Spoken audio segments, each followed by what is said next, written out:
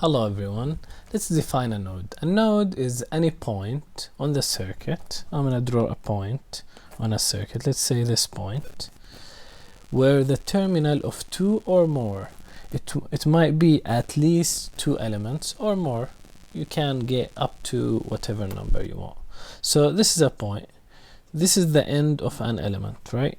So I'm going to draw this line here. Okay, and this point might reach another endpoint of an element, which is here, right? The same point might reach also this element here. So how many elements did this point reach to? 1, 2, 3. All of this is a node. You can't jump over an element and say I'm still in the same node. Okay, so this is node A. The one in orange is all of it is node B, which has 1, 2, 3, 4 endpoints, right?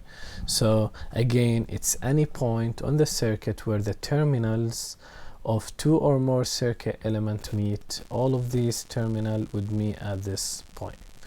Now, what is a loop? A loop is any closed path in a circuit. So you can call this is a loop, which is loop 1. A loop, any circular path. Since I start from this point, you can go all over here. How many elements did I go through? 1, 2, 3. For this loop, 1, 2, 3. 1, 2. That's it.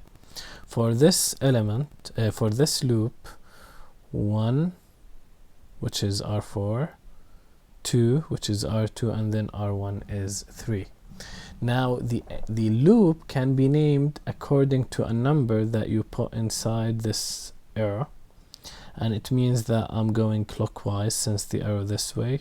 You can always go clockwise or counterclockwise, doesn't matter. Or you can use letters. Letters of what? Of the nodes. So if I started from here, first I started from node A, then I continued through node B, and then C, and then I went back to A. That means A, B, C, A. This is a loop. You don't have to have always like a loop that only cover an obvious circular path. You can always have a loop such as this outer loop. So if I want to go through the outer loop, then I'm going through the voltage source. I'm starting from B and then going through A. So if I put this, then this is what? This is B, the entire outer loop, and then A, and then I'm going through B, and that's it, right? We started from B, A, and then we went back to B. Okay? You can have those two loops here. Those two loops, 1 and 2, I can call this one 2, combined in one loop, which is this one. B, and then A, and then C, and then B, right?